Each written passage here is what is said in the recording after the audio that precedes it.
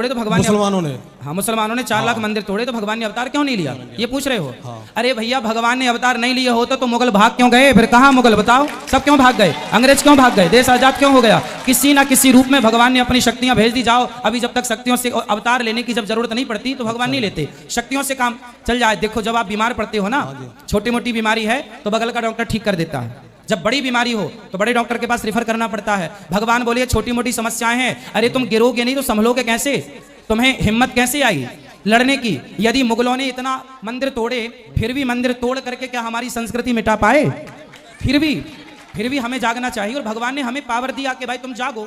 हिंदुओं को जागने की जरूरत है, ये सवाल खड़ा करने की जरूरत नहीं कि भगवान थे तो आए क्यों नहीं। अरे आपके रूप में भगवान ने भेज तो दिया अपनी शक्ति देकर कुछ, कि जाओ तुम कुछ, सब कुछ भगवान करें, तुम केवल खटिया तोड़ोगे।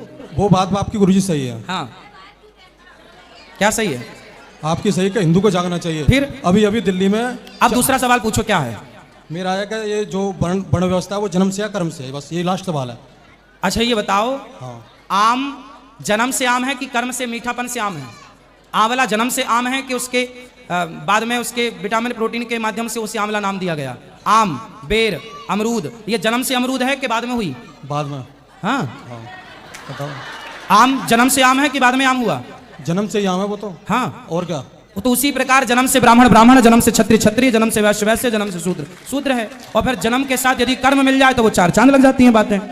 यदि 4 चांद लगाना है तो फिर जन्म के साथ कर्म भी मैच करना चाहिए। ठीक है, मैं यही सवाल पूछना चाह रहा था। धन्यवाद। संतुष्ट हो? हाँ, सुनो, मैं इस सवाल से गुरुजी आपसे पूरी तरह संतुष्ट हूँ। लेकिन